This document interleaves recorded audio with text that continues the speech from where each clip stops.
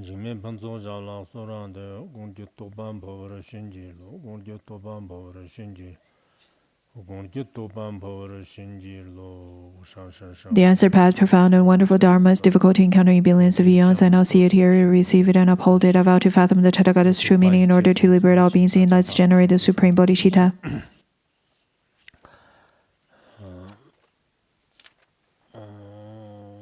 Choti Kondo Chipper Shago, Shitty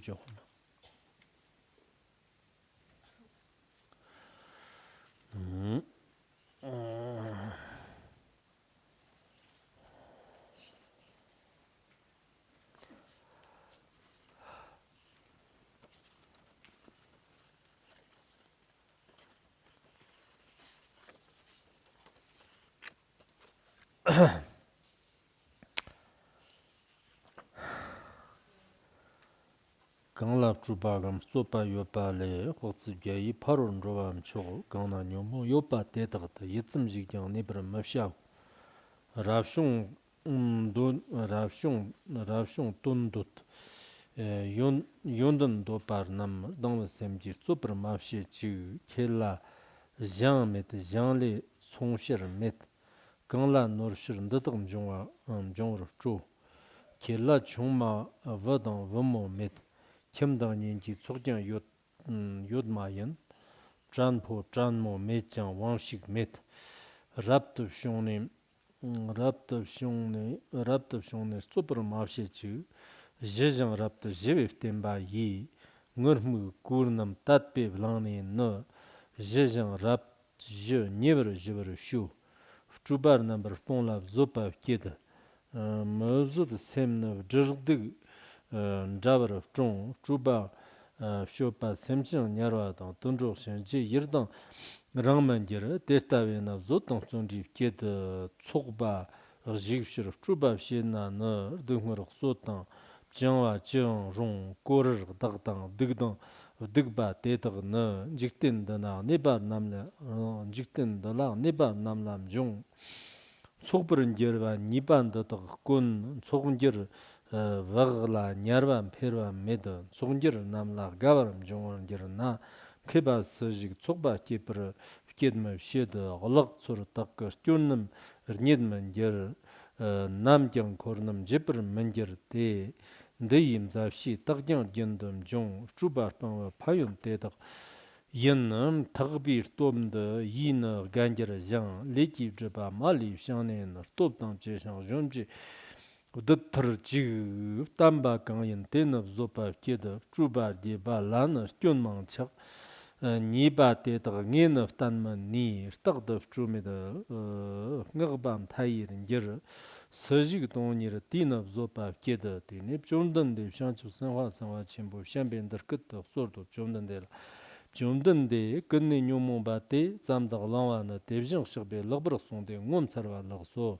Jordan de Chirngabja Tamala, Shanchu Sanhua Namji Tsukum Choknder Tava, Dodak Tuna Stuber and Jirjan, Gunni Numumba Kyoba Lion, Pomor and Jerva Luxem, Gastarva, Shambar, Nabjaba Tamala, Shanchu Sanhui, Tabi Ganzar Nam Tsukum Choknder Tava, Tuna Stuber and Jirjan, Gunni Numumbi Kyoba, Pomor and Jerva. Jongwa Tena Tedra Nyongo, Shamba Gang, Semji Dikangver and Jerjan, Kiba Me Padan, Mumbi Narjirla Ne Padan, Chigla Chig, Tesum Zava, Mawatana, Parchiverte, Tedrna Division Shirbe Sombum, Dorde Zamo, Tambi, Yondan, Payon Zapata, Lono per Mershit, Kadunda Mershit, Chawar Mershit, Gunda Chipper Mershipa, Tedaka, Legi Driba, Shichevi, Yondan Tedra, Gunne Tedrum Jongor, Menjuro.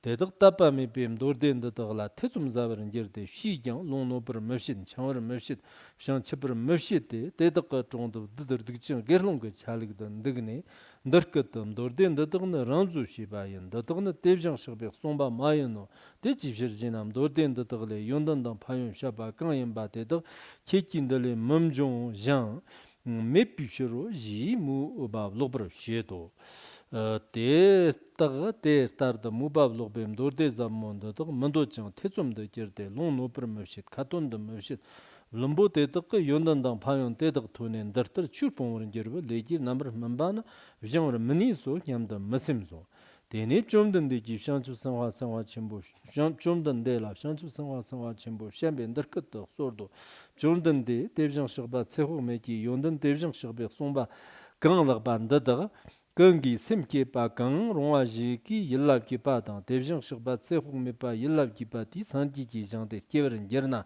좀든데기 샘키 때다 강라 데르키지 소라다 좀든데기 상주 생활 첨부 샴베 샴바란들 그 집가서도 샴바 샘키바 건거 대비정식바 최후메기 산지기 장근 직든지 캄 대화잔들 키우는 결합시 바대도는 시비 샘키바 마인바 키워 담바 마인바 샘키바 마인바 근데 뇽몽바 샘키바 마인바 마인데 샴베 샘키바데는 주보 딱 연어 즉 강진압 샴반들다 대 샘전 탐 라 교발라 진지비는 대비정식비 최후메기 정거 장들 키워는 머니데 샘전 탐칠라 샴베 샘키바당 세와 용서 방데 샘전 탐칠라 년지비 샘키바당 리당 쪽람르타버 담비 추종위 샘케바당 잡무 조팔라 니브름 종에 담비 출람 곰버 짐비 샘케바당 르니바당 크티 마쿠베 삼바 용스 딱비 샘케바당 제파메바 탐친 켐바닐라 름보치르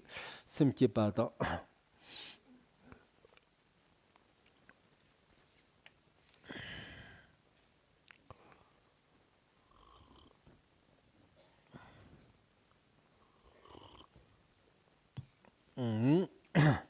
짐바메피 샘전 탐칠랍 라마브전도 기피 샘케바당 샹집 양르라 니바니번 세비 상տն기 롬뇽으로 맵시비 샘케바당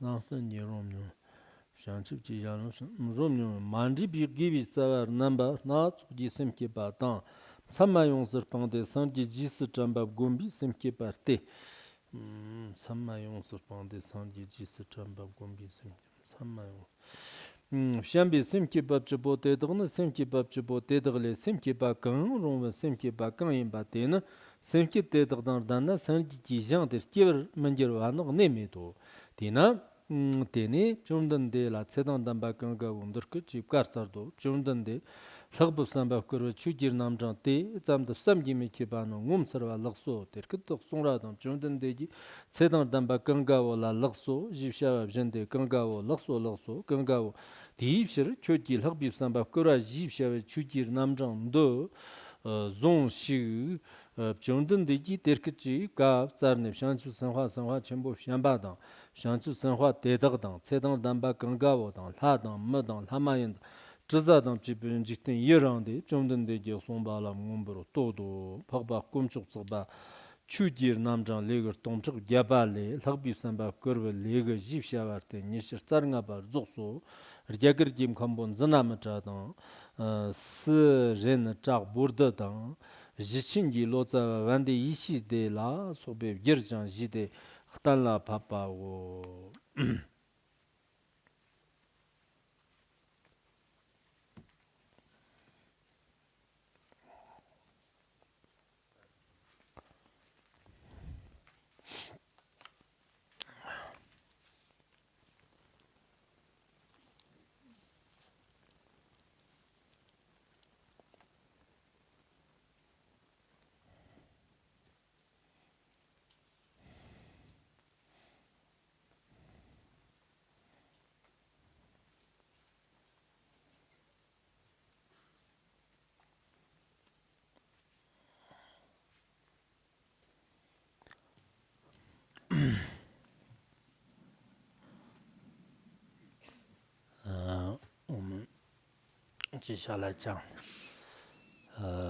Let us continue with the class.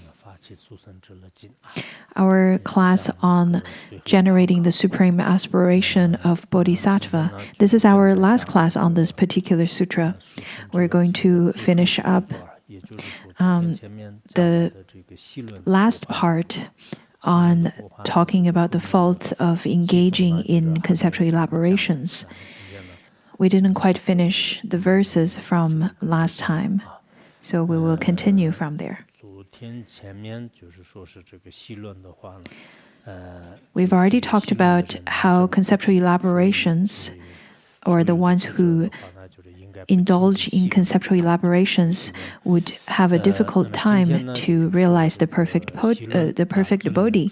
Therefore, the wise ones should not affiliate oneself with such kind of person. And to continue, over here it says that wherever there are conceptual elaborations, there would be lots of quarrels and many afflictions. Therefore, the wise ones should part from that place as far as 100 yojanas. The ones who indulge in many conceptual elaborations could lead to quarrels and gossip and all of such, which would make one entangle with worldly affairs. So the kind of person would rather generate many graspings. Therefore, at the places where there are lots of gossip and conceptual elaborations, the wise ones should part from such a place even as far as 100 yojanas. Everyone's connection and karma is very different.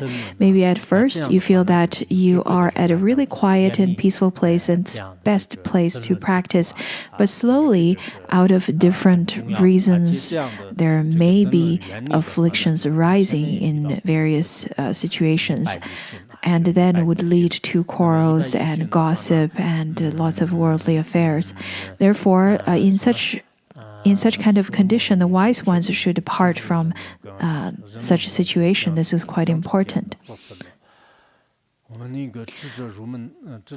According to the gateway to wisdom,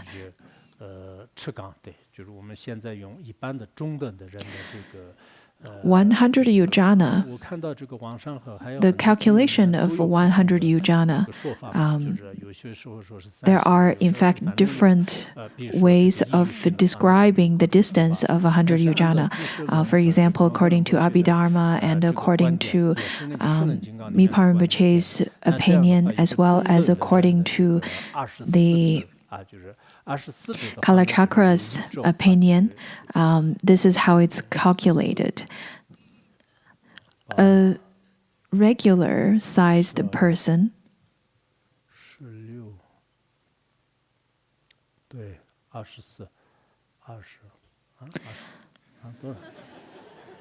has 24 angulas.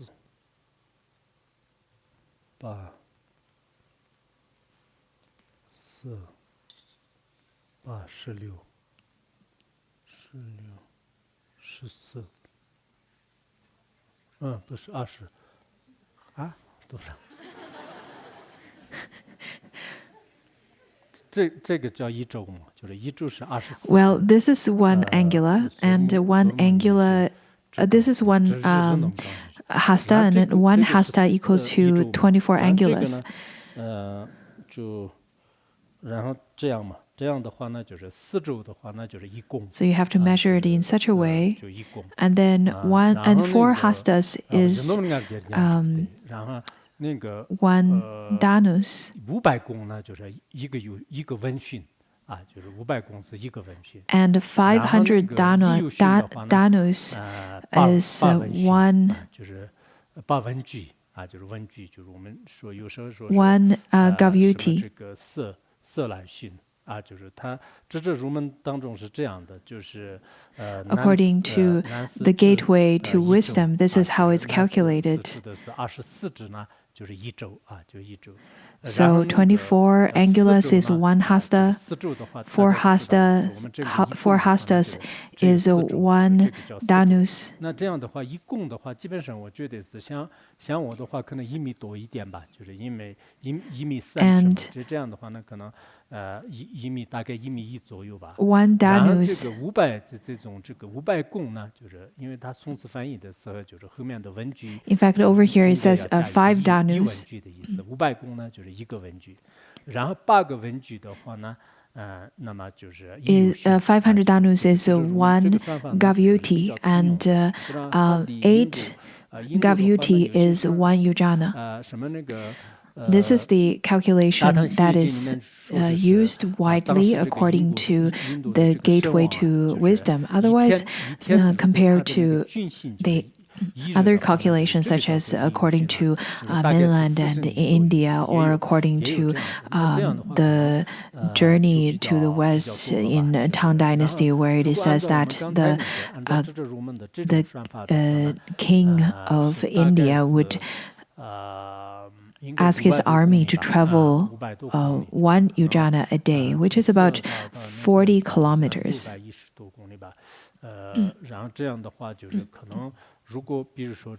So according to that calculation, then this 100 yujana is about 500 kilometers. All the way from Sutra to Chengdu is about 610 kilometers. So if there are some gossips and afflictions and quarrels in Larungar, at least you should travel further than Chengdu.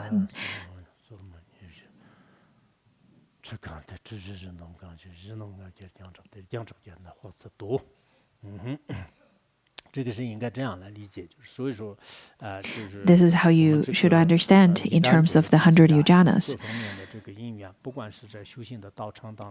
Whenever you encounter any kinds of gossip or any kinds of conceptual elaborations in the center that you stay in, or in any kinds of groups, then at that time it would be the best for you to choose to part from that place. This would be good. And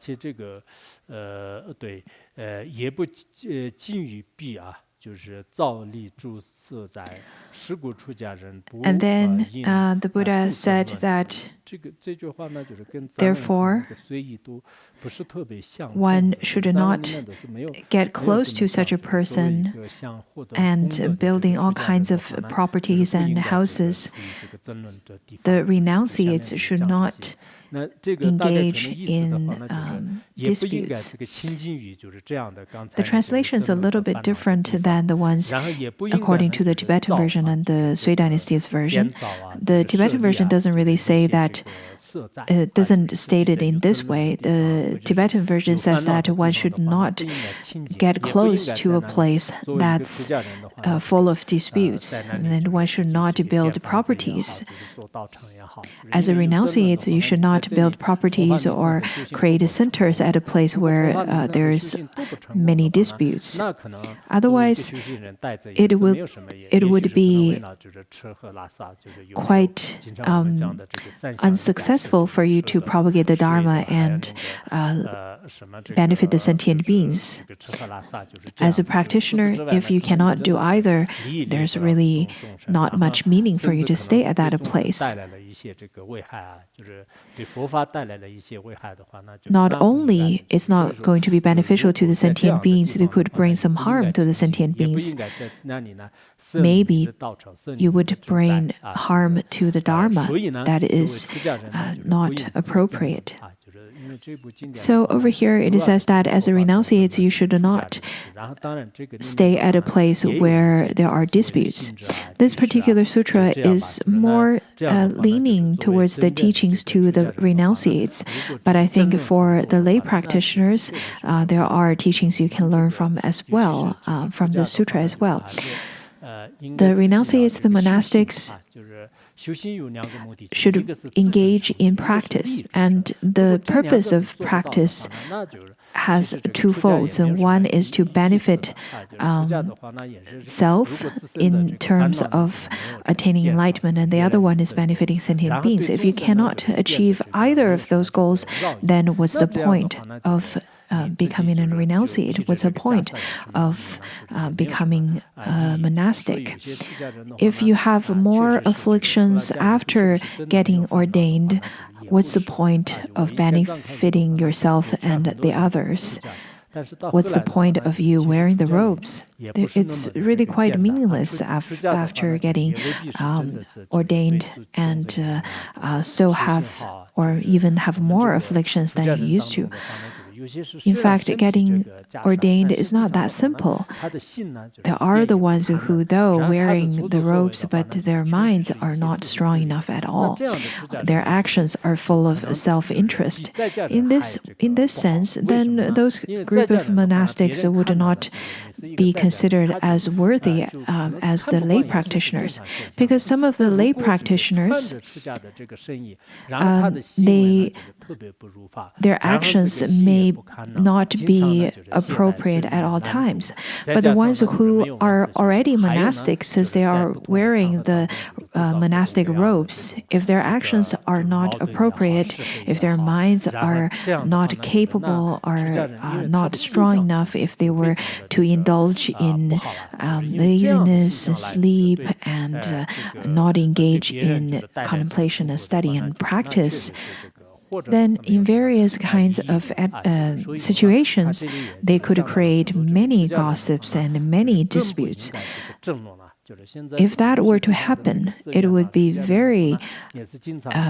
it would bring shame to the monastics, and that is not meaningful to self and other. So the monastics should not create disputes among the monastics, nor with the lay practitioners. Let it be in terms of speech, or in terms of your action, or in terms of your mind. I think monastics, such kind of monastics who's suffering from all kinds of conceptual elaborations, it would be the best for them to stay in retreat and not get out. Monastics should observe their own mind stream. If you were to observe your own mind stream, I'm sure you would be able to see if your action would be beneficial to the others or not. If it is not beneficial to the sentient beings, what's the point of wearing the robes and destroying the Dharma and degenerate the Dharma? It is not necessary. It is not meaningful. Therefore, as monastics, we have to consider our impact on the Dharma. Then to continue, the Buddha said that as monastics, you should not have any properties. The Buddha said that the monastics should not be like the lay practitioners. They should not acquire their own properties and so on. At the beginning of the Chinese Buddhism tradition, the monastics also started by begging for alms. But later, after Master Baizhang, and as a Chinese Buddhism tradition, he started off by requesting the disciples to work for a day, and then you can eat for that day. And he held it as the precepts. But other than that, you have to work on the fields which would provide livelihood for you, you should not acquire many properties. As monastics without properties, without home, without wife, without children, without retinue, without all of those wealth and properties and all of those social status and fame and all of those, then you would not be tethered by the worldly concerns. At the time of death, though it may appear that you have nothing, but in fact, you would not create much of the graspings for yourself, nor any disputes for the others, because there's really nothing to acquire from you.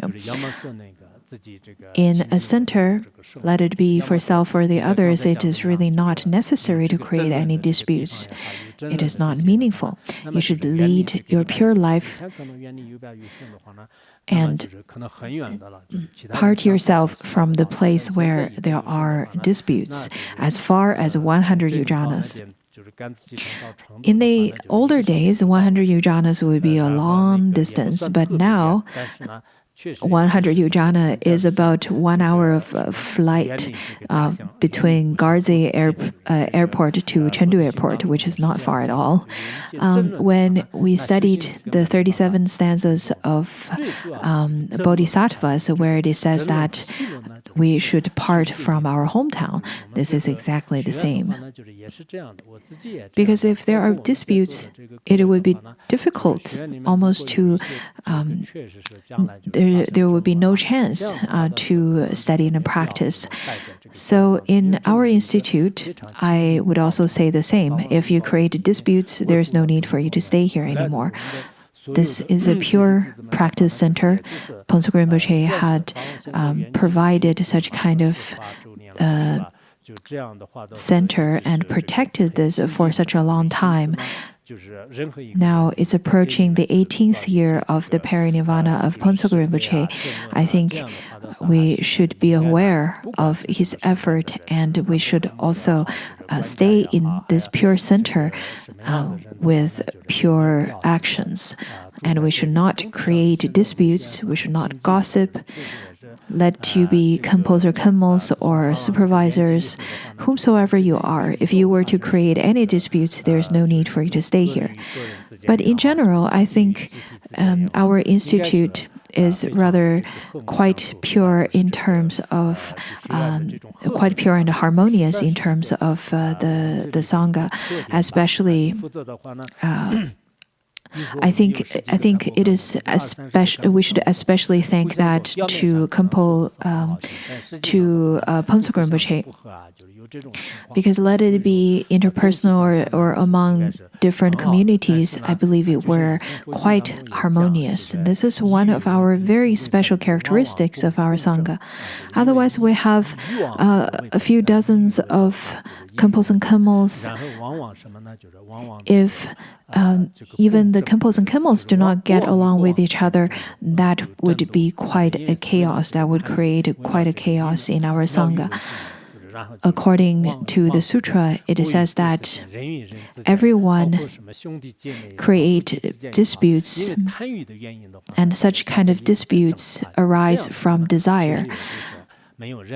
And out of such desire, the kings would create disputes with the other kings and kingdoms, with other kingdoms, people with other people, let it be among the siblings, among the spouses. Such kind of disputes would continue if desire is not eradicated. The next verse says that as the monastics, they should abide at a quiet place. Also, they're wearing the robes that's blessed by the Tathagata. The monastics should practice at a quiet place that's far away from the chaos of large cities. And they are different than the lay practitioners because they wear the robes that's blessed by the Buddha himself. Wearing such kind of robes is indeed very different. According to the Ten Chakra Kshitigarbha Sutra, where it is said that even a fracture of the monastic robe should be prostrated and revered, prostrated to and revered by the ghosts and spirits in the charnel ground. So, as monastics, we should not engage in any kinds of dispute. According to the Tibetan version, the next one is a little bit different. The sage also would revere, but in the Chinese version, it means that the kinds of sages and all kinds of celestial beings should respect and revere the monastics.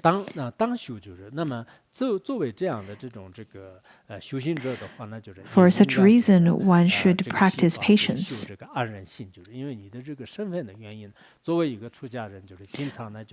Over here, it means that the monastics, because that you're monastic, therefore you should practice patience and not engage in any disputes, not engage or create any conflicts among the others.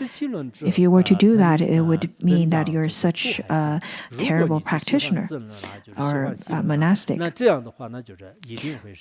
A person who takes delights in conceptual elaborations would create more harmful mind.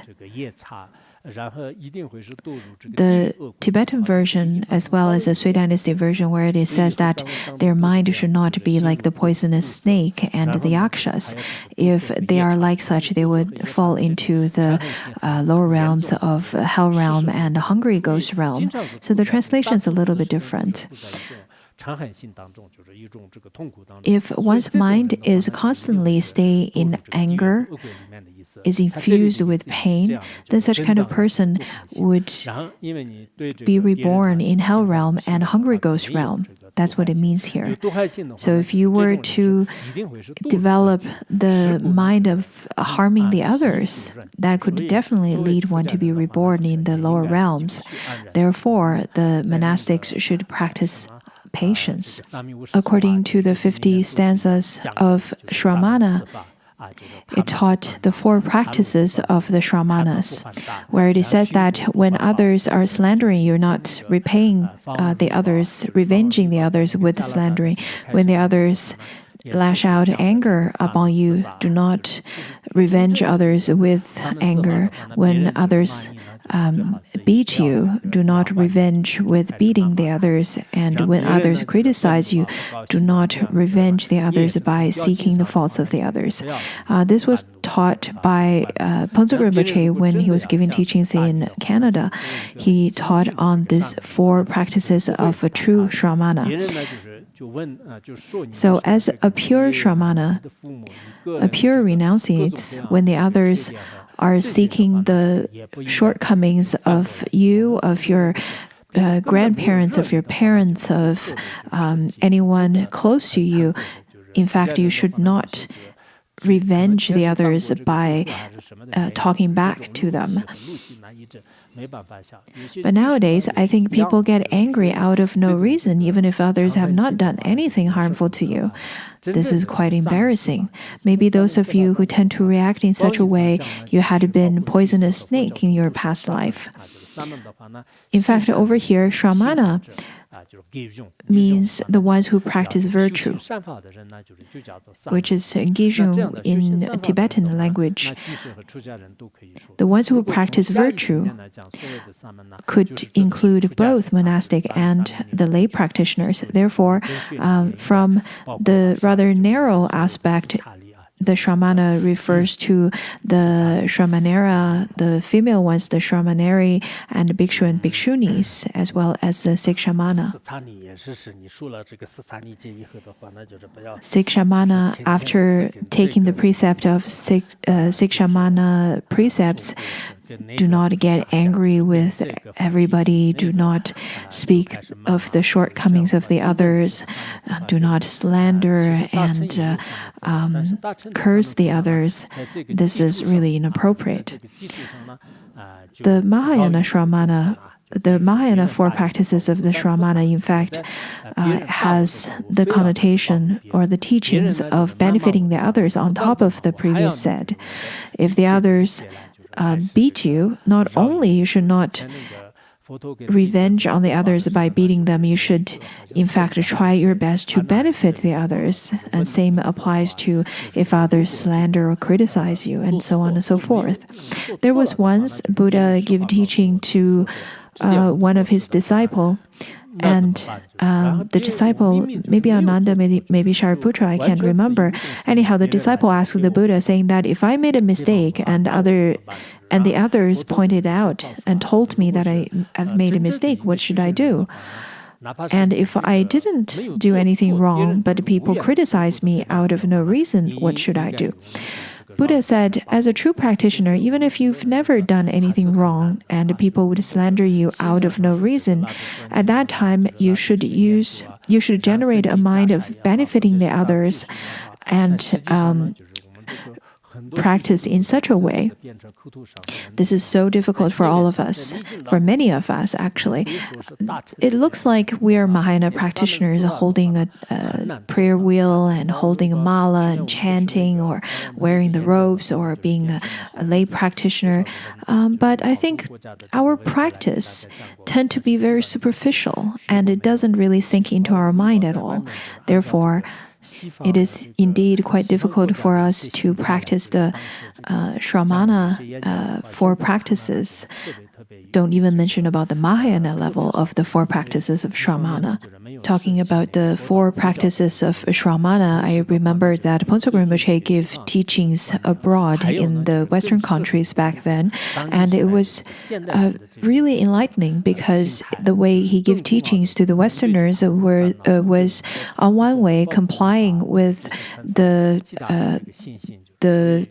ethics of the Westerners, at the same time not abandoning the flavor, the genuine teaching of Buddhism, which I think would be the best suit for the modern people.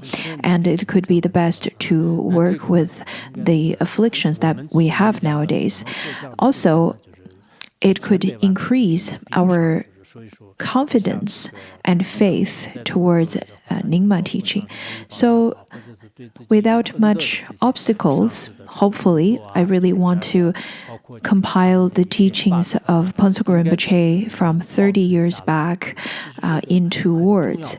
And I want to keep that for the sake of propagation, because I think this is indeed quite important. And the teachings that's given by the great masters like such is quite worthwhile. The great emperors such as Qianlong and Shunzhi, as well as Kangxi, who were great kings who preserved the teachings and the classics to pass down to the later generation. In fact, they did great project like such. Similarly, the great teachers, maybe they would give teachings for a period of time, but in order to maintain and protect and propagate their teachings in this world, it is essential for all of us to record the teachings of the great masters so that it could be long-lasting in this world. In the recent years, maybe it's because of my aging, the more aged I am, the more I feel that Pontsog Rinpoche's teachings and the Guru's teachings are indeed very valuable. Even some of the quick jokes that's given by Pontsog Rinpoche back then, now when I think back on it, I really feel that it has so many levels of profound meanings. And I felt that it would be such a shame if his teachings and his voice were too lost. So last year, I compiled the photographs of Pontsog Rinpoche and his short teachings. So that's what I did for the last year. On one hand, to remind myself. On the other, I think I was trying to help everyone else as well, so that those teachings would get into your life. Later on, I'm not sure how much things I will be able to do in the rest of my life. But on one hand, I want to dedicate the later part of my life in order to repay the kindness of my gurus, which I think would be of great importance to the people of the modern times. Though I think nowadays people have some smarts, but not sure how much wisdom. Now, talking about conceptual elaboration, the Buddha then said that as long as there's conceptual elaboration, then it would prison and tether one. A person who engaged in conceptual elaboration would be easily punished and prisoned and tethered. Such kind of suffering would be with one. And those were all arisen from dispute. Such kind of person who,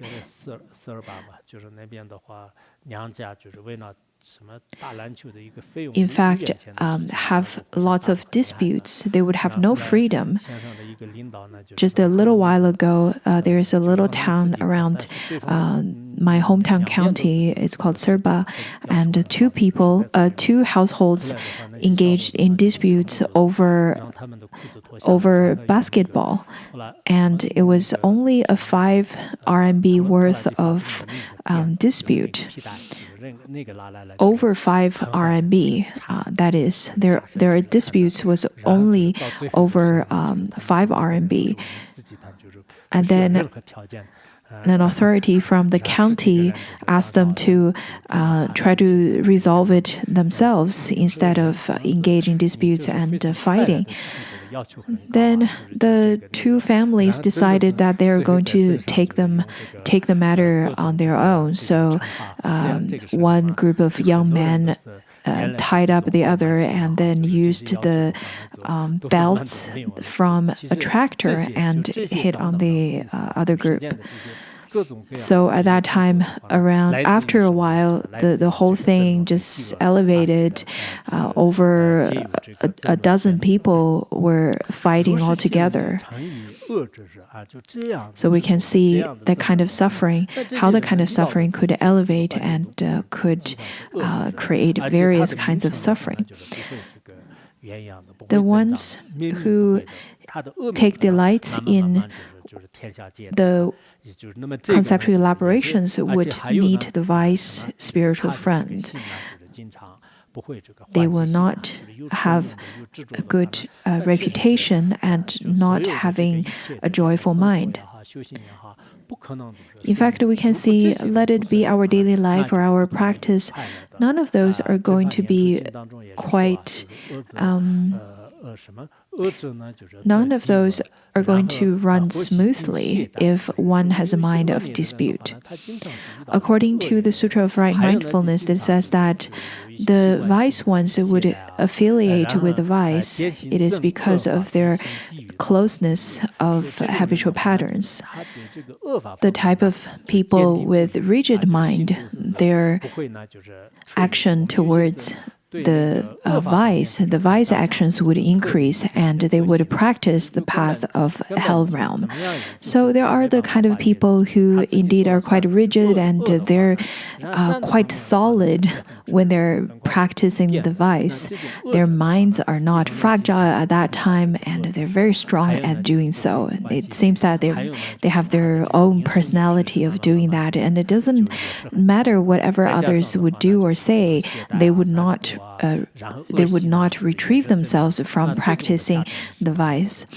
So for such kind of person, they would be rather quite weak when it comes to practicing the virtue. Therefore, they would be easily influenced by the vice spiritual friends. So they are not going to generate joyful mind, and slowly they would earn a bad reputation as well. On top of that, they would indulge in laziness and vicious mind. The ending or the outcome of such would be reborn in hell realm.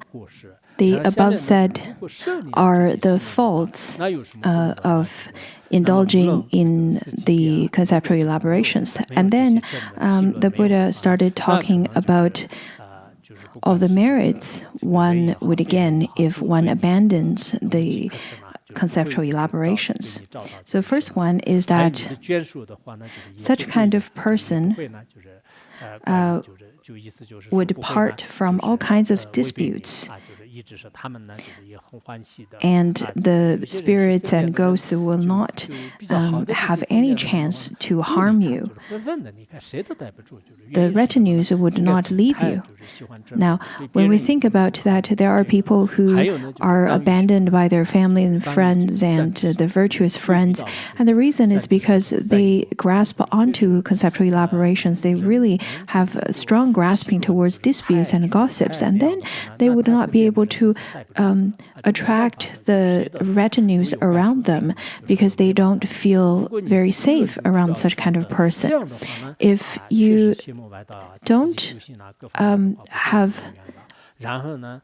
grasping towards conceptual elaborations, then the maras and the vice would not be able to create obstacles towards you, and people around you would feel rather quite secure. On one hand, I think it is because of the environment, and on the other, it is because of your own practice insights, your own practice levels. Someone told me that he used to earn about 20,000 RMB a month, but he would feel very unhappy.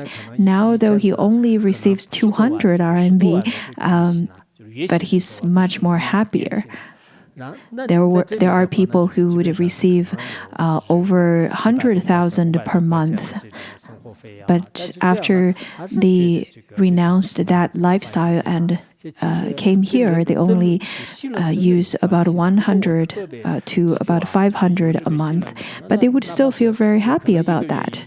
In fact, if you were to create a dispute and have many dualistic thoughts towards the others, or have many graspings towards elaborations, you may feel that even 1 million a month is not enough.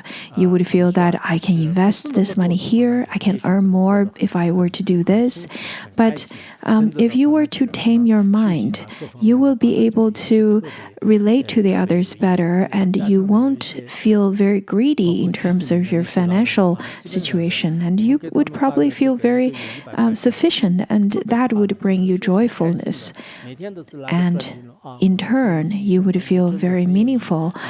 Your life is meaningful, and your practice would would make improvement on all aspects of your life. At my hometown, there are lots of those retired or seniors who lives in the lay practitioners' centers, and when I talk to them, they would talk about that they're very happy and very content. They would use their prayer wheels all day, and they feel that they've spent their life in a meaningful way because they've met genuine spiritual friend, they've met a genuine teacher, and they've created lots of virtuous karma in this lifetime. And they felt that they chanted so many mantras and they feel very happy. But when I compare those group of people who engage in practice to the ones who try to earn money and try to gain fame in large cities, I notice that the ones who stay in large cities, because of their grasping or getting more and more solid, their afflictions would grow ever more severe, and they don't have any mind of contentment. And they try very hard to fill themselves with the external objects. In this way, they suffer gravely. Now, look at us, so-called practitioners, and compare all of us to those practitioners. I think many of us who's sitting here, though you've studied the 5 treatises and you think that you've developed the faith towards the 3 jewels, and maybe you think your faith towards the 3 jewels are immovable. But on one hand, you would generate lots of doubts, and sometimes you would generate wrong views, and sometimes you would feel that the other people had done you wrong, and sometimes you generate anger, sometimes you generate arrogance, sometimes you generate desire. Though we pride ourselves to be very knowledgeable, acquired lots of knowledge, we really need to investigate and see if we've generated a joyfulness out of the practice of Dharma. By giving up disputes, one would gain purity in all vehicles. Let it be the Mahayana or Hinayana tradition, you'll be able to gain purity. And such kind of person will be able to pacify all the karmic obscurations, as well as subduing the armies of Maras. Look at the people who have a strong mind of competitiveness. They can be found, their weak points are easy to be found by the non-humans. But if you don't have any grasping, if you feel that this is good and that is good too, if you have such kind of mentality, then even the Maras can't do anything to harm you either. Therefore, you should practice patience diligently. A dispute has so much faults, and to give up disputes would generate great merits. Over here, disputes and conceptual elaboration is very similar. So in the previous translation, it talked about conceptual elaboration, and over here talked about dispute. So for those ones who really want to practice, then it would be the best for you to adjust your mind and start to practice patience. Otherwise, if you can't practice patience, it would create lots of difficulty for your success of practice.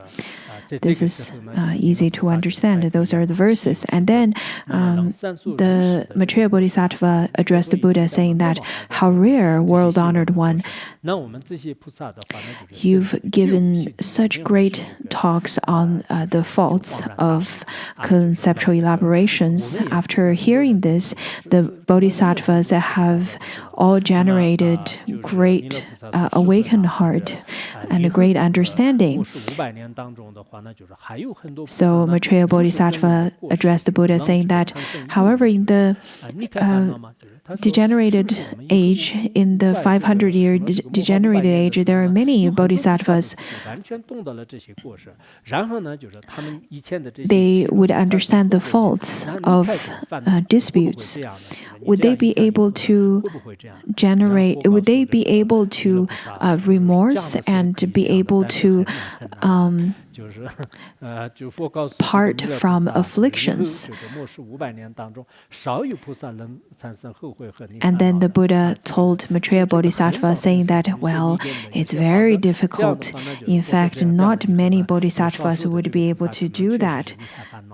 There are only a few bodhisattvas who can work with their afflictions and generate remorse and then part from their afflictions. But the majority of the bodhisattvas, their minds are very stiff. Look at all of you who are listening to class right over here, including myself. I think we are very good in terms of theory, but in our practice, in our actions, our minds are still very stiff, are very difficult to tame. We still don't respect one another. We still have lots of arrogance. We feel very self-assured. And everyone feels that they are right, that kind of self-righteousness. And people would feel that since they're right, then others must be wrong. And then the Buddha said that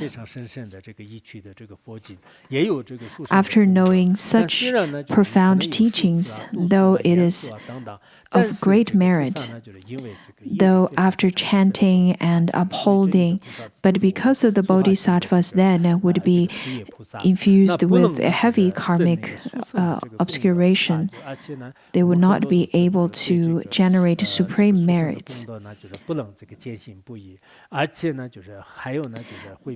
And not generating firm faith towards the supreme merits.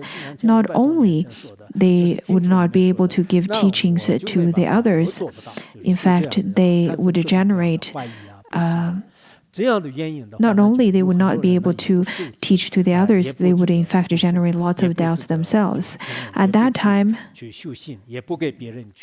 such kind of bodhisattvas would not practice upon such teachings. They would not generate faith towards such teachings, and they would not give teachings upon the words of the Buddha that's taught over here.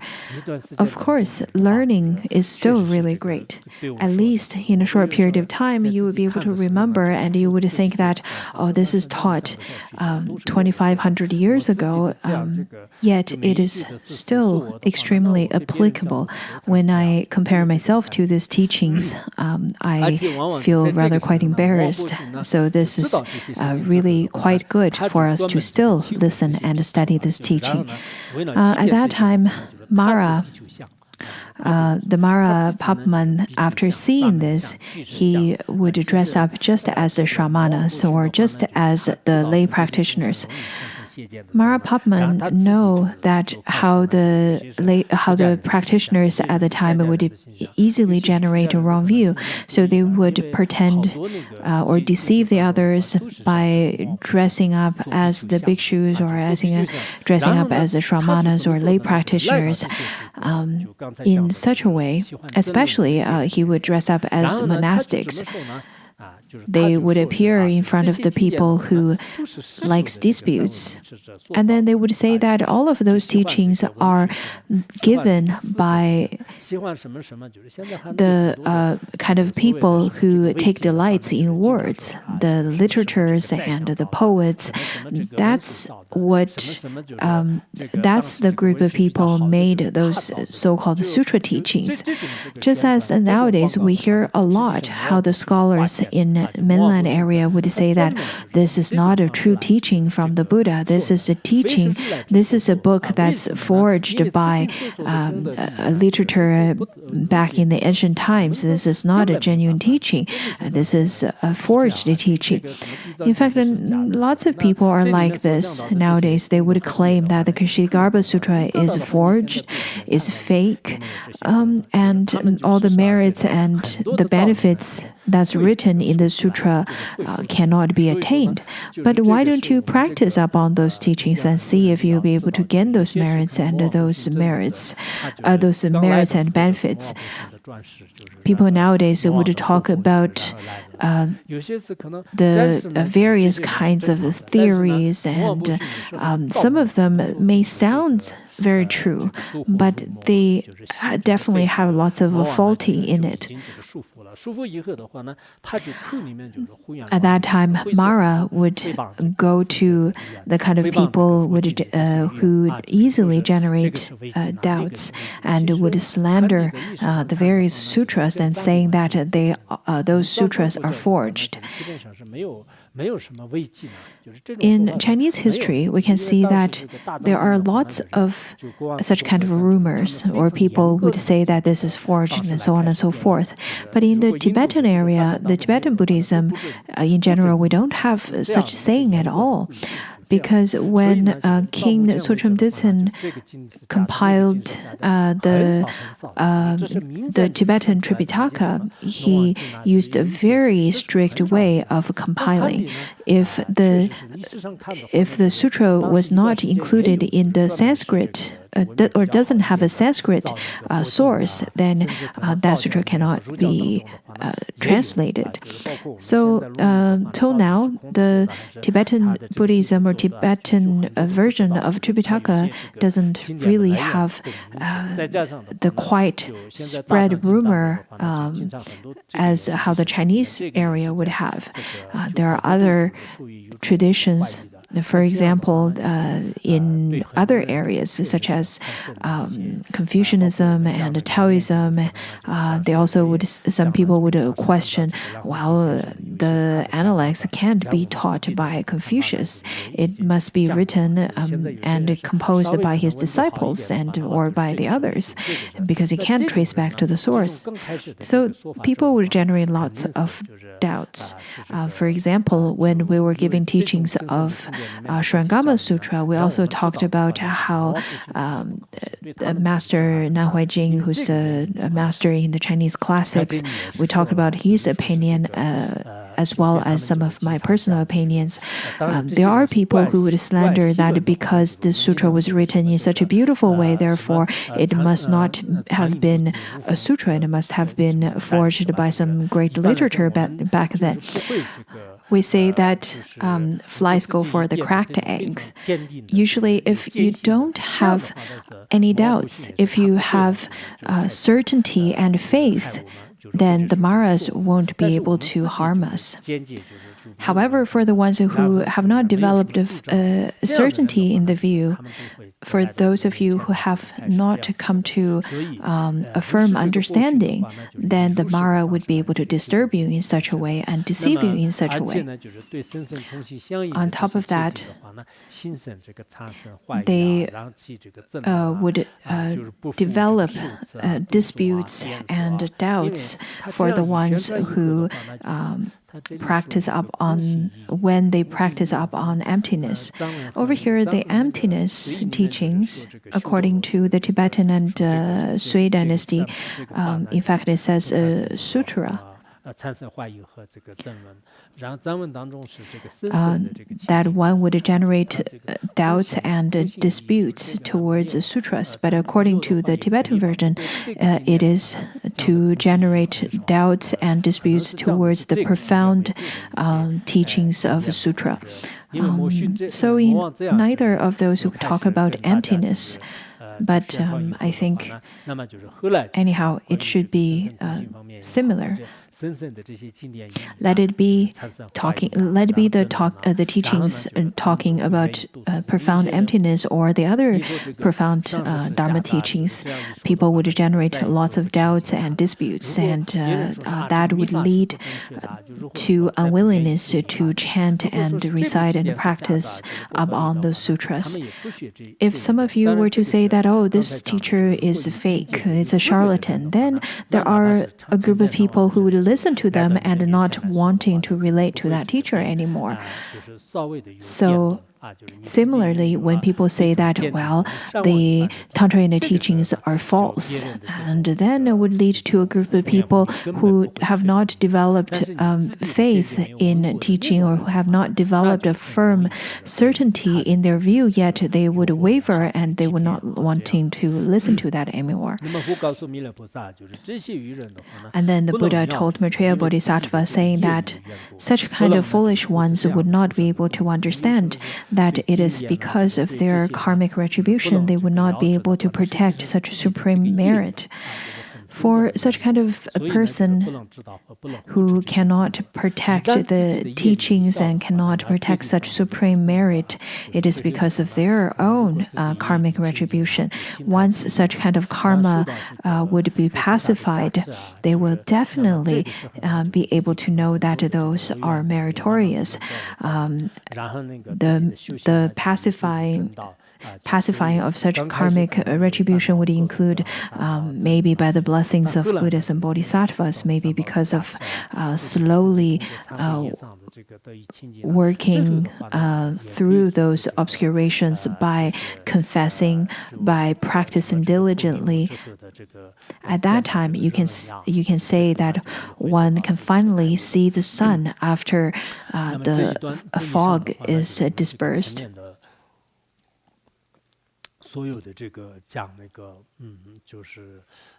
So those previous ones are the talking about the faults of taking delights in worldly and in the conceptual elaborations. And then to continue, the Buddha taught about the 10 types of aspiration to be reborn in Sukhavati, Amitabha's Pure Land. At that time, Maitreya Bodhisattva addressed the Buddha, saying that, world-honored one, just as the Buddha had stated, Amitabha's Sukhavati has great merits. If the sentient beings could generate the 10 types of aspiration, even out of the 10 types of aspiration, if a sentient being could generate one, and wholeheartedly thinking about to be reborn in Amitabha's Pure Land and chanting the name of Amitabha, such kind of person at the time of death, they would be able to be reborn in the Amitabha's Pure Land. So, world-honored one, what are the 10 types of aspirations? The Tibetan version, this question is rather asked in a more straightforward way. The Tibetan version said that since the Buddha has already taught on the supreme merit of Sukhavati, then in order to be reborn in such Pure Land, how many kinds of aspiration one has to generate in order to be reborn in this world? In the Tibetan version, Maitreya Bodhisattva didn't say 10 types of aspiration. Otherwise, it seems a little bit it's a bit difficult to understand that how Maitreya Bodhisattva knows that there are 10 types.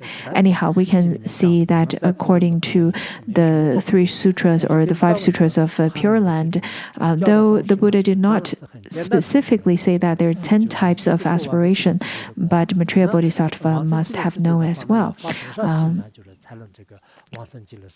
So the Tibetan version, in fact, has a more straightforward expression by asking this question, saying that, well, in order to be reborn in such a meritorious world such as the Pure Land, and in order to be reborn over there, how many kinds of aspiration one has to make. According to Sui Dynasty's translation, it says that if the sentient beings were to generate 10 types of aspiration to be reborn in the Pure Land of Amitabha, then what are the 10 types of aspirations? Anyhow, there are different editions of translations, and as I mentioned from the previous teachings, I told you that whatever the translation or the differences of wording, it is because of the different editions, and they are all appropriate. So let's look at the 10 types of aspirations. The Buddha told Maitreya Bodhisattva, saying that these 10 types of aspirations, Maitreya, are not the ones could be aspired by the foolish ones, nor the ones who do not have virtue, nor the ones who are fettered by lots of afflictions. So the 3 types of people cannot generate the 10 types of aspirations, and that is the foolish ones, the unvirtuous ones, and the ones who are fettered by lots of afflictions. As long as you're not the 3 types, then if you can make the 10 types of aspirations, you'll be able to be reborn in the Sukhavati.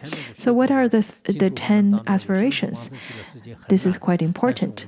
When we study the Pure Land teachings, some of the teachings, it seems that to be reborn in Sukhavati is very difficult.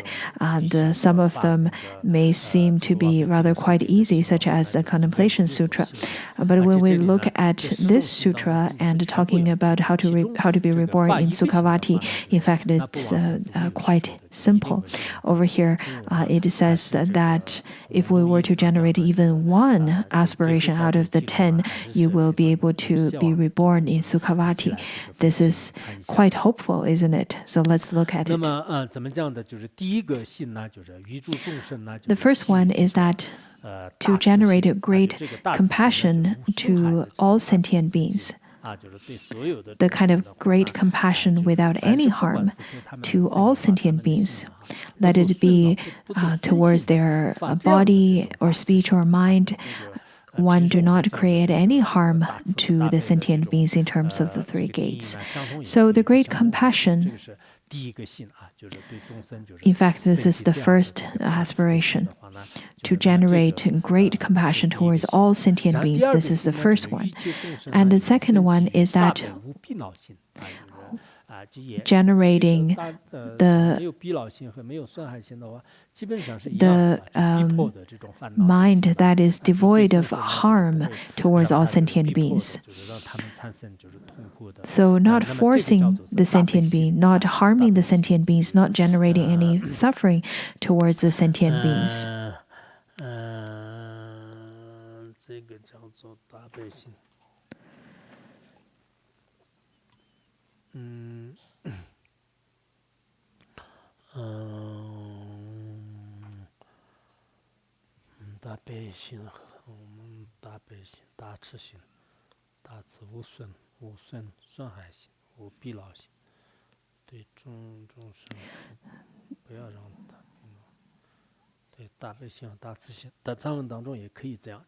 So great compassion. Well, I guess the Tibetan version could be translated in this way as well. It's similar, maybe just a little bit of difference.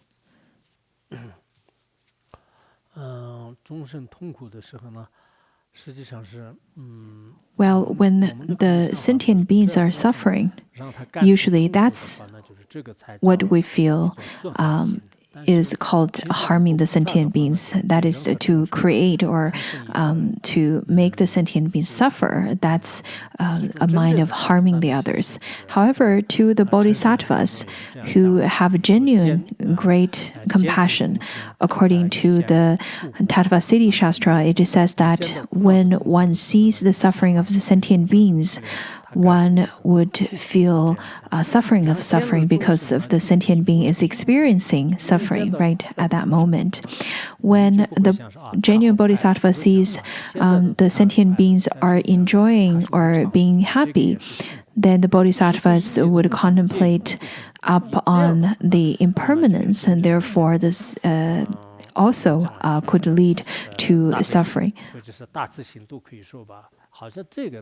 So such kind of a great compassion, that is, according to Tattvasiddhi Shastra, I am quite resonate with this teaching. For example, if I were to see someone who is in pain right now, definitely it's easy to feel that, oh, the sentient being suffering, how pitiful, and you would generate this kind of kindness or sadness for him. But when we see someone who is enjoying great wealth and happiness, can we contemplate upon impermanence and think that after 2 days, will this person become a poor person? And would they also suffer from that? So if you were to contemplate in such a way, you would naturally generate a sense of a great compassion to all sentient beings, because the samsara you cannot avoid pain and suffering in samsara.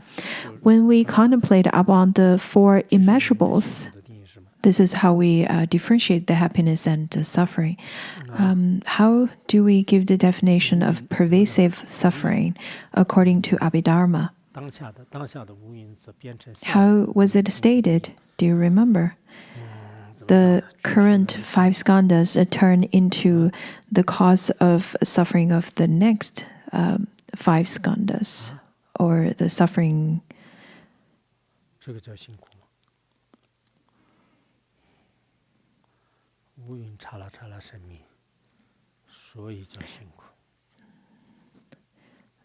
Five skandhas rise and cease momentarily, therefore it is called all-pervasive suffering.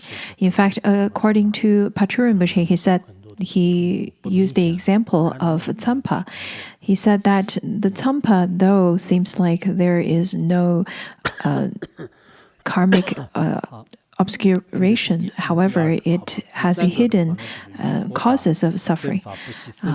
Anyhow, that's the second. And the third one says that the ones who make the aspiration of protecting the Dharma without caring for his or her own life. Just as we've studied before, in order to protect the Dharma, in fact, it's not that we need to engage in certain activism and protect something solid. Rather, it is just like what Mipa Rinpoche taught. The Dharma could bring happiness for sentient beings for this lifetime and other lifetimes. If the Dharma is lost, then such kind of happiness that the beings may generate would also disappear. So because the Dharma is so closely correlated to the sentient being's happiness, therefore the Dharma should be protected. It is not that we need to protect it because this is my religion. It's not like that at all. In fact, the Dharma is so closely related to the happiness of all sentient beings. If we do not practice what the Dharma has taught us, then we would be rather suffering and live in pain for this lifetime and next lifetimes. That is why lots of the practitioners, they generated heartfelt insights. They feel indeed, the existence of Dharma is closely related to their own happiness as well as the happiness of the sentient beings.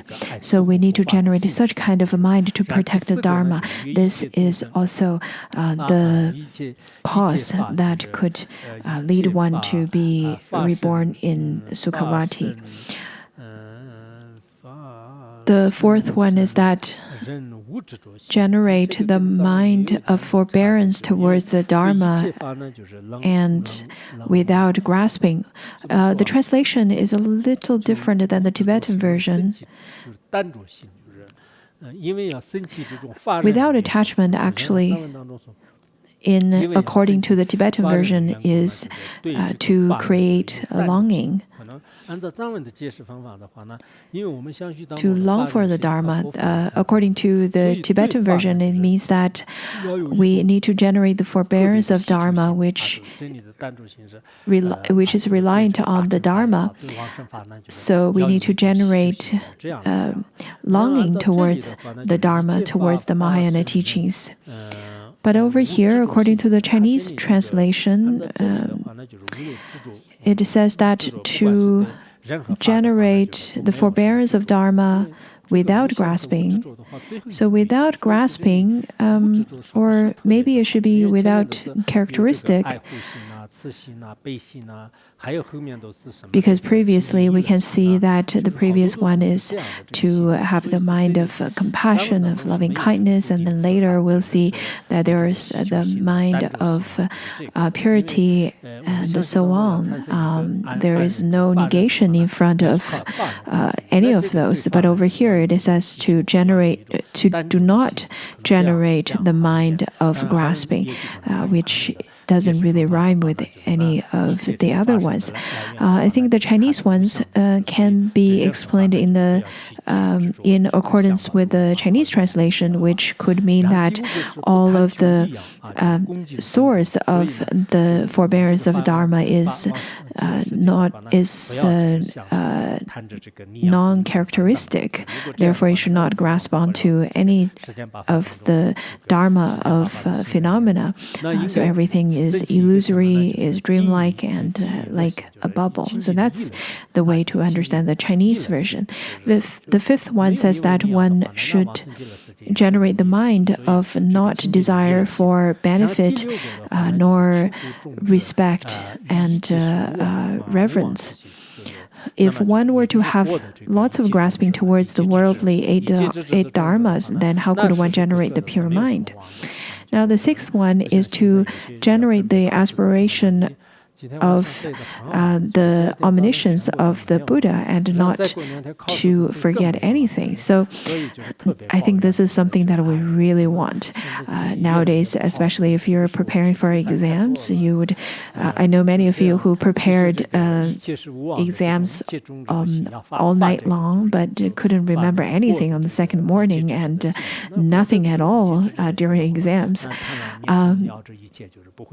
Over here, it says that if one were to make the aspiration of the omniscience of the Buddha, after having such, you will not be able to forget anything. The sixth one is that to generate, rather the seventh one is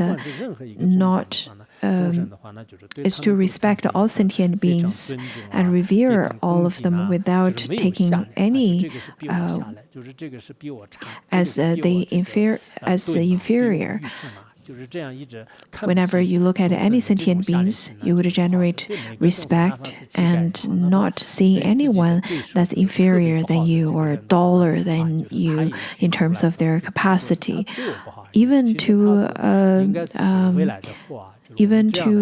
as someone who is a beggar, you do not see them as inferior, you do not see them as lowly, nor to your competitor, you do not see them as inferior either. You see everyone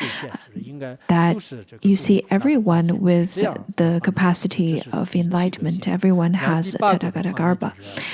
Everyone has the possibility to be, in fact, everyone will be the future Buddha, if we were to contemplate in such a way and see in such a way, we will have the hope to be reborn in the Pure Land. But nowadays, I think people are the exact difference. The eighth one, it says that do not grasp onto the worldly theories. Last year, a young student got ordained, and very soon he got derobed because he felt that the teaching of Dharma is not in line with the teaching of science. Many people, before he got ordained, many people recommended him to get ordained, and they felt really happy if he could get ordained because he's quite capable in many areas and made lots of contribution. But I wasn't so sure because it really takes time to get to know someone and their intentions. Anyhow, I felt it was quite a pity he got derobed, because the science is mainly based on theory, and it is rather quite secular. But Buddhism puts its emphasis on experience and insights as well as the mind. Therefore, not necessarily that whatever the Buddhism teaches would be in line with the teaching of science. Maybe I shouldn't talk too much about all the derobing stories. I should share more of the good stories. But maybe because people would love sharing all those bad stories, all of those negative stories with me rather than the good news with me. Anyhow, if a person grasps onto the worldly views too much, or hold it onto those worldly views too solidly, then it would be very difficult for them. But everyone's connection is very different. For example, Master Huiyuan, he at first studied Confucianism as well as Taoism, and he was very proficient in both of those. And then later, he started to studying the Buddha Dharma. He said that every theories and schools in the world are like the shells to the crops, because it is not of any nutrition and not of any intrinsic meaning. Which then remind me of another story when I was giving teachings on one of the Chinese traditional classics, that is the rules giving to the students. It is more of a Confucianism teaching. And then at that time, there was this old man who used to be a scientist. And at first, he really wanted to get ordained as well. But later, after hearing the teaching on the traditional classic, he felt that Confucianism is quite supreme. There's no need for me to get ordained anymore. He has lots of wrong views. And he said that Confucianism is more supreme, therefore there's no need to study the Dharma, and then he left. Anyhow, there are many different people would come here and then would go. That's really the different karmic connections. Which differ between the different people. Even during the Buddha's time, there are people who would stay and would leave as well, so this is quite normal. But I really encourage that we should all look at our own mind. If you were to have lots of grasping towards the worldly theories, it would be the best for you to make sure that you develop good foundation in Buddhism, in the Buddha Dharma. Otherwise, because of your habitual patterns, it could lead you, your dualistic thoughts could lead you to, or to get you sidetracked, rather. The ninth one says that one should generate the pure mind and planting virtuous roots. If you want to be reborn in Pure Land, there are various kinds of virtuous roots that should be planted. According to the Tibetan version, it says that one should devoid of the defilement and to develop pure kindness or such kind of virtuous roots could also refer to bodhicitta or our renunciation, this kind of mind, this kind of pure mind. Now the last one is that generate the mind of following the Tathagata. In fact, whenever we want to follow the Tathagata, in fact, this is parting from all characteristics, all forms, because whatever or whenever we see the forms, they are illusion.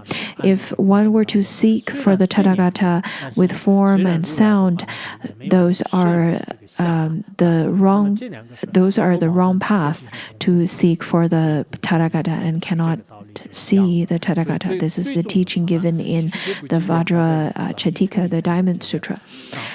So if one were to wanting to be reborn in the Pure Land, then you should abide in the state of emptiness to follow and think about Tathagata in such a way that is devoid of characteristic.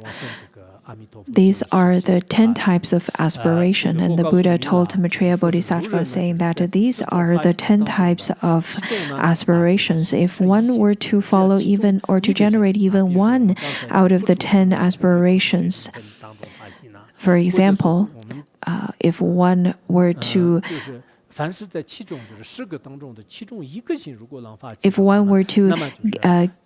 not grasp onto the secular theories and generate the aspiration in the Bodhi, in the certainty of Bodhi, this is one of them. So if you were to generate any of those 10 aspirations, then you can be reborn in Pure Land. Of course, you have to want to be reborn in the Pure Land to start with, otherwise you won't be able to get there.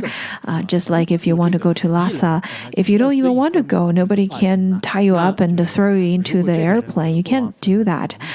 So you have to want to be reborn in the Pure Land to start with. This kind of intention is crucial. Anyhow, this is quite important.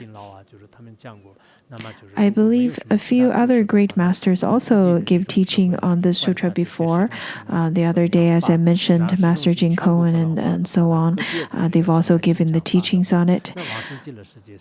You can use your own wisdom to observe how to generate the 10 types of aspiration.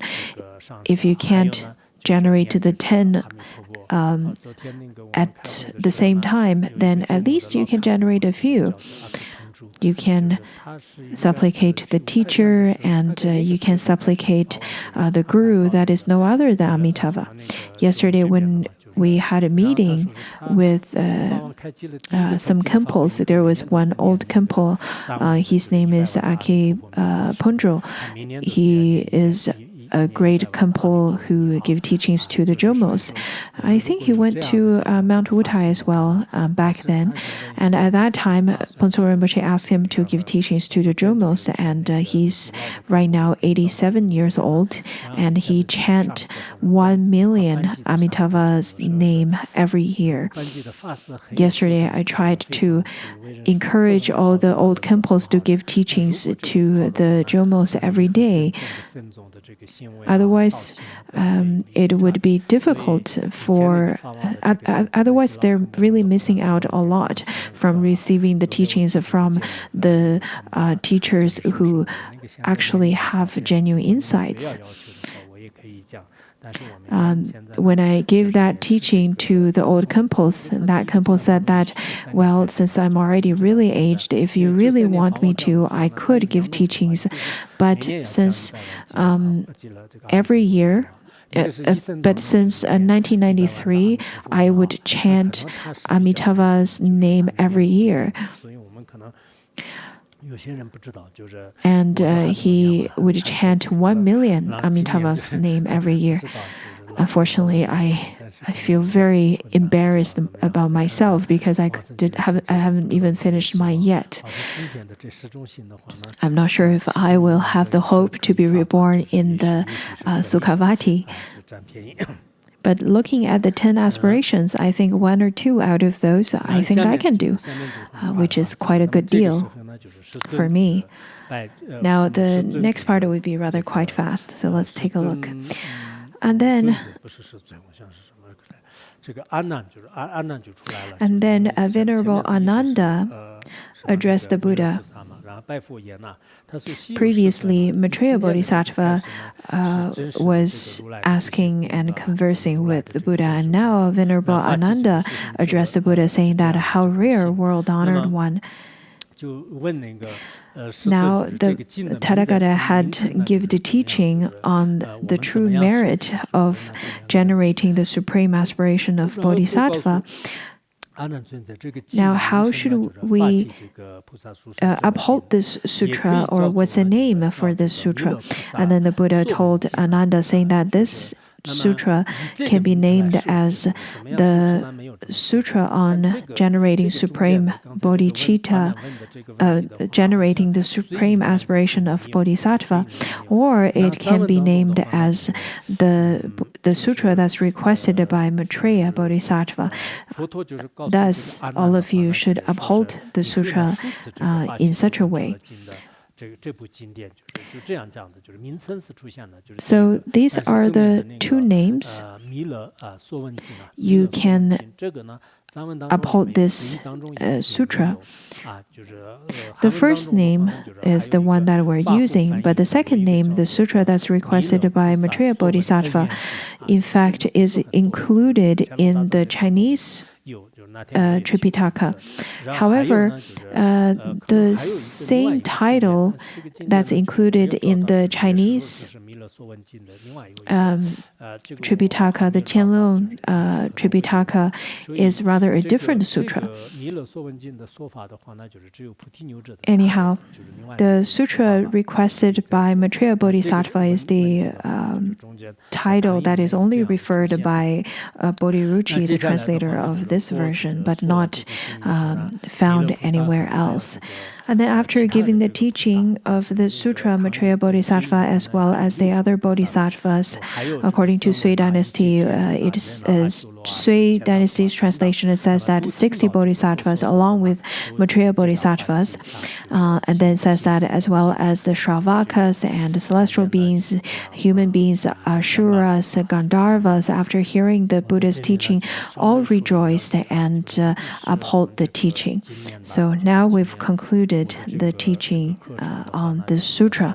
Now I would like to say a few words.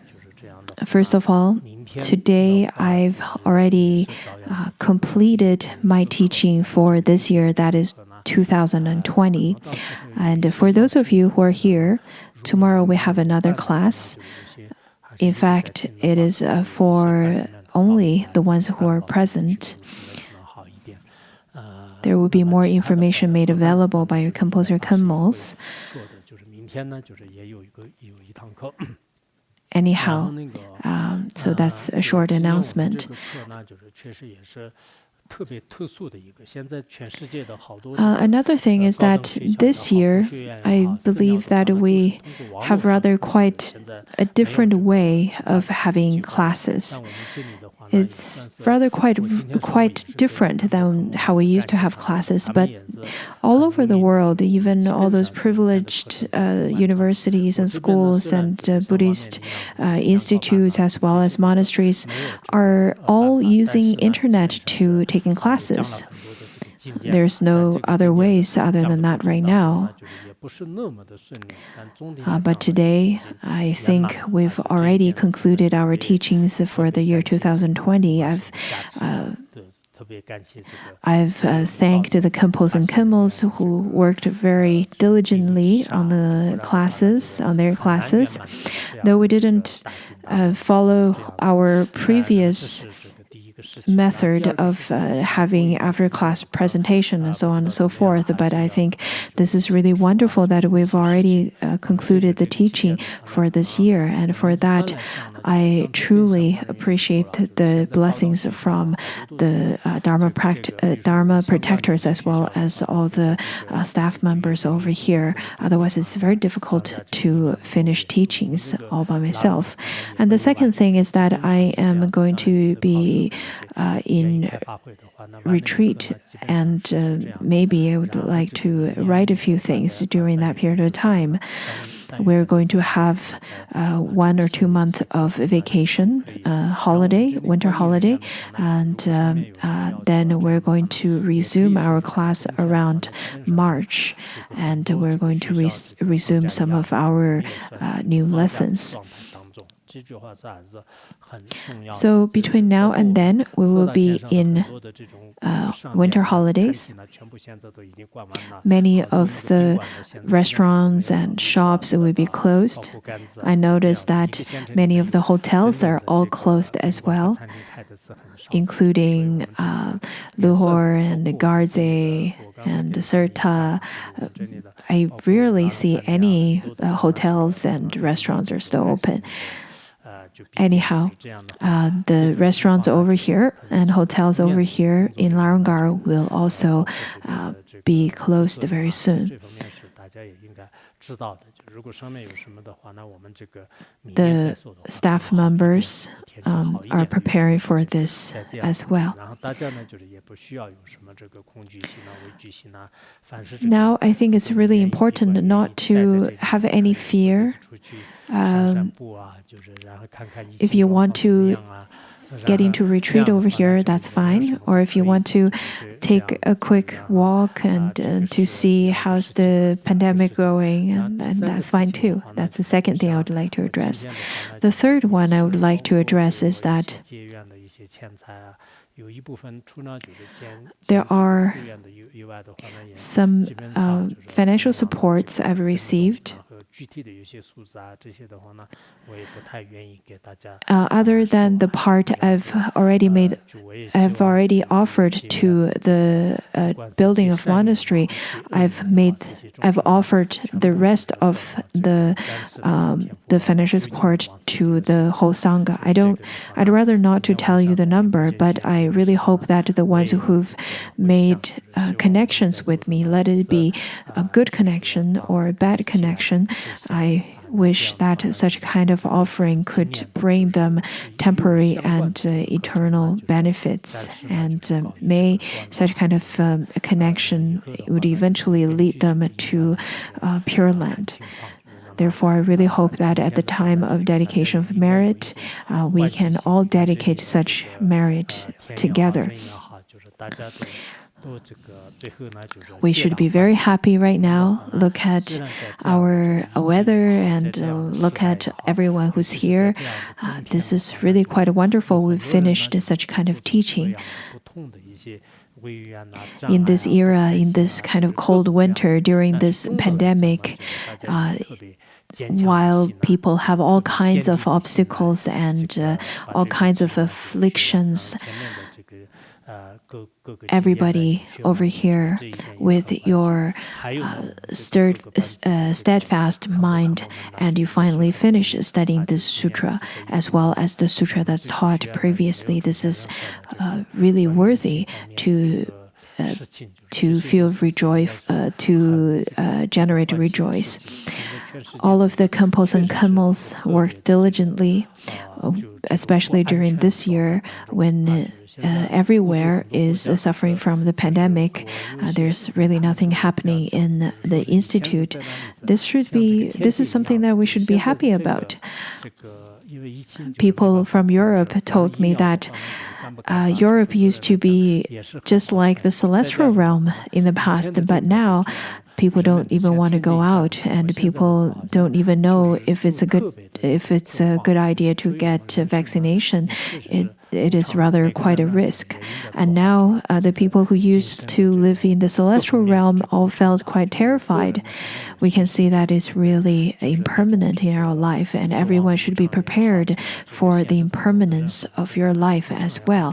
Let it be the impermanence that happens in your real life or else. I really think that with the blessings of the gurus, on one hand, we should develop the understanding of impermanence. On the other, we should also consider the blessings that's bestowed upon us from the Buddhas and Bodhisattvas and gurus, as well as the protections from the protectors. That's all of those causes and conditions gather together to enable us to finish listening all of the sutra teachings this year, which all led us to complete our practice and our work over here this year. So let's rededicate our merit, and may all the great masters enjoy longevity. May the Dharma be prosperous. May all sentient beings enjoy great happiness. May all kinds of conflicts and war, as well as pandemics, would slowly disappear. With this kind of mindset, let's chant the dedication of merit.